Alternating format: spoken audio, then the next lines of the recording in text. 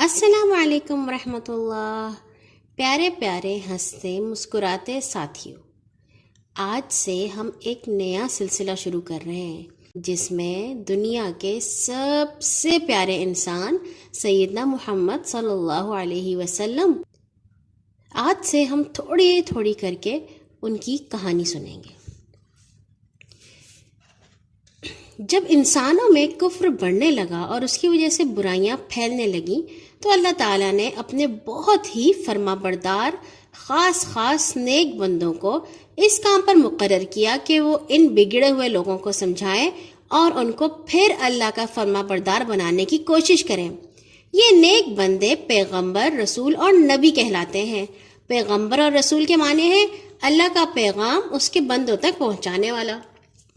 نبی کے معنی ہے اللہ سے خبریں پا کر لوگوں کو بتانے والا۔ جن نبیوں کو اللہ تعالیٰ نے کتاب دی ان کو رسول کہتے ہیں۔ اللہ کے سب سے پہلے پیغمبر حضرت آدم علیہ السلام تھے۔ ان کے بعد اور ہزاروں پیغمبر دنیا کے مختلف ملکوں اور قوموں میں آتے رہے۔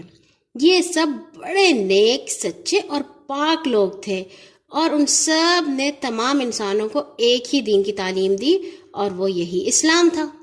سب سے آخری پیغمبر ہمارے رسول پاک حضرت محمد صلی اللہ علیہ وسلم تھے۔ آپ پر پیغمبروں کا سلسلہ ختم ہو گیا۔ آپ صلی اللہ علیہ وسلم کے بعد اب تک نہ کوئی دوسرا پیغمبر آیا ہے اور نہ قیامت تک آئے گا۔ مشہور ہے کہ مختلف زمانوں میں اللہ تعالیٰ نے مختلف قوموں اور ملکوں کی طرف 1,24,000 پیغمبر بھیجے۔ ہر پیغمبر کا نام لیتے وقت علیہ السلام ضرور کہنا چاہیے، اس کے معنی ہے ان پر سلام ہو۔ اسی طرح جب ہم اپنے رسول پاک کا نام لیں تو صلی اللہ علیہ وسلم ضرور کہیں، اس کے معنی ہے اللہ کی ان پر رحمت اور سلامتی ہو۔ اس کو درود بھی کہتے ہیں۔ رسولوں اور نبیوں کی زندگی بڑی پاک ہوتی تھی، وہ کبھی کوئی گناہ نہیں کرتے تھے اور اللہ تعالیٰ ان کو ہر بری بات، ہر برے کام اور ہر برے خیال سے بچاتا تھا، اسی لیے ان کو معصوم یا پاک کہا جاتا ہے۔ مختلف انبیاء تھے۔ سب سے پہلے حضرت نوح تھے، حضرت ہود، صالح اور ایک ایسے نبی تھے جن کو ابو الانبیاء بھی کہا جاتا ہے، ان کا نام تھا ابراہیم علیہ السلام۔ حضرت ابراہیم علیہ السلام کے 2 بیٹے تھے، اسحاق اور اسماعیل۔ حضرت اسحاق کی نسل میں سے بہت زیادہ انبیاء ہیں اور حضرت اسماعیل کی نسل میں سے ہمارے سب سے پیارے نبی محمد صلی اللہ علیہ وسلم آئے۔ یہ تو آپ جانتے ہی ہوں گے کہ حضرت ابراہیم کے بیٹے اسماعیل جب چھوٹے سے تھے تو اللہ تعالیٰ نے ان کو کہا تھا کہ اسماعیل اور ان کی ماں کو جا کے ایک وادی میں چھوڑاؤ، جس وادی کا نام ہے بکہ۔ وہاں پہ پانی بھی نہیں تھا، کوئی درخت بھی نہیں تھا، مگر حضرت ابراہیم نے اللہ تعالیٰ کی بات مانی اور اپنے چھوٹے سے بچے اور اس کی اماں کو وہاں پہ چھوڑائے۔ پھر کیا ہوا کہ جب حضرت اسماعیل کو بہت پیاس لگی اور انہوں نے زور زور سے اپنے پاؤں زمین پر مارے تو اللہ تعالیٰ نے حضرت جبرائیل کو حکم دیا کہ وہاں سے کھود کے پانی نکال دیں، اور پھر وہاں سے جو پانی نکلا اتنا نکلا کہ حضرت حاجرہ نے اس کو کہا زم زم زم، رک جاؤ، اور اس کے بعد وہ پانی رک گیا۔ اس وقت سے ہم اس پانی کو زمزم کہتے ہیں۔ اور جب دوسرے لوگ وہاں سے گزر رہے تھے تو انہوں نے دیکھا کہ ارے یہاں تو پانی بھی ہے، اور جب پانی تھا تو درخت بھی اگنے شروع ہو گئے تھے، اور جب درخت اگنے شروع ہو گئے تھے تو وہاں پہ بہت زیادہ پرندے اور چرندے اور جانور بھی آ گئے تھے۔ تو وہاں پہ لوگوں نے آہستہ آہستہ بسنا شروع کر دیا اور وہ ایک شہر بن گیا جس کو مکہ کہتے ہیں۔ مکہ میں حضرت اسماعیل کے خاندان ہی کے لوگ رہتے رہے اور آہستہ آہستہ یہ بہت بڑا خاندان بن گیا۔ انہی میں سے ایک قریش کے سردار تھے، ان کا نام تھا حضرت عبد المطلب۔ حضرت عبد المطلب کے ایک بہت پیارے بیٹے تھے، ان کا نام تھا عبداللہ۔ ویسے تو حضرت عبد المطلب کے 10 بیٹے تھے مگر ان کے سب سے چھوٹے کا نام تھا عبداللہ، جن سے عبد المطلب بہت پیار کرتے تھے۔ حضرت عبداللہ کی عمر جب 25 برس ہوئی تو عبد المطلب نے ان کی شادی قریش کی سردار کی بیٹی آمنہ سے کر دی، اور وہ اپنی قوم کی سب سے اچھی لڑکیوں میں شمار ہوتی تھی۔ شادی کے چند ماہ بعد کیا ہوا کہ جناب عبداللہ ایک تجارتی قافلے کے ساتھ شام گئے۔ ایک ملک کا نام ہے شام۔ وہاں سے واپس آتے ہوئے ایک جگہ یثرب پہنچے تو بیمار ہو گئے اور اپنی دادی سلمہ کے خاندان میں ٹھہر گئے۔ وہیں 1 مہینے کے بعد ان کی وفات ہو گئی اور یثرب ہی میں ان کی قبر بنی۔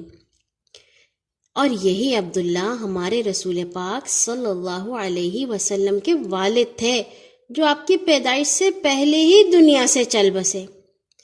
جناب عبد المطلب کو جب اپنے پیارے بیٹے عبداللہ کی وفات کی خبر ملی تو ان کو بہت صدمہ ہوا۔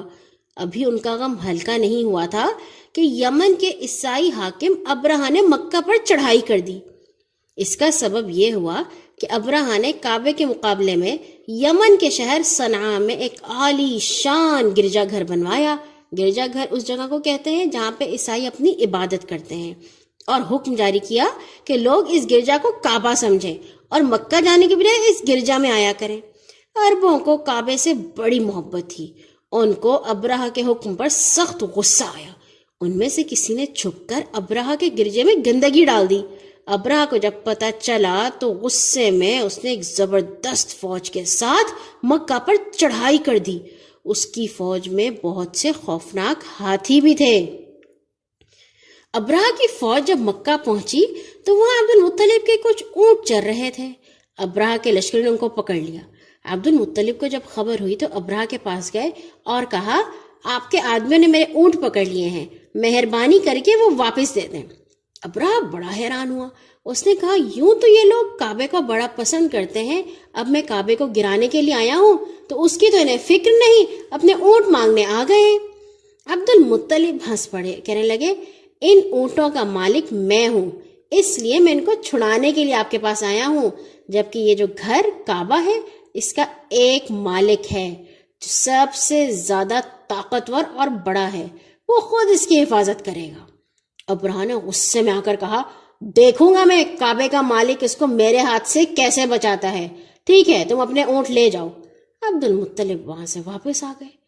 ان کے واپس آنے کے بعد ابرہہ نے فوج کو حکم دیا کہ وہ تیار ہو جائیں اور مکہ پر حملے کے لیے آگے بڑھا۔ اس وقت ایک عجیب واقعہ ہوا۔ آسمان پر عجیب قسم کے پرندوں کے جھنڈ نمودار ہوئے، جن کی چونچوں میں اور پنجوں میں پتھر تھے، چھوٹے چھوٹے کنکر تھے۔ انہوں نے یہ کنکر ابرہہ کی فوج پر برسانے شروع کر دیے۔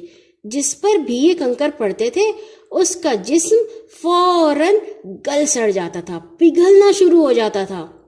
اس طرح ابرہہ اور اس کی فوج اور ہاتھی سب کے سب بری طرح ہلاک ہو گئے، اور ان کی لاشیں کھائے ہوئے بھوسے کی مانند ہو گئی۔ جیسے ہم منہ میں نوالا ڈالتے ہیں نا، اور ہم اس کو کھا کے اگر باہر نکال دیں تو کیسا لگتا ہے وہ، اس طرح سے ان کی لاشیں ہو گئی۔ اس کے بعد ایک سیلاب آیا اور سب لاشوں کو سمندر میں بہا لے گیا، اور اللہ تعالیٰ نے اپنے گھر کو بچا لیا۔ اس سال کو عام الفیل کہتے تھے عرب، یہ ہاتھیوں کا سال، یعنی کہ اس سال میں وہاں پہ ہاتھی آئے تھے۔ اس سے پہلے تو عرب نے کبھی ہاتھی دیکھے ہی نہیں تھے۔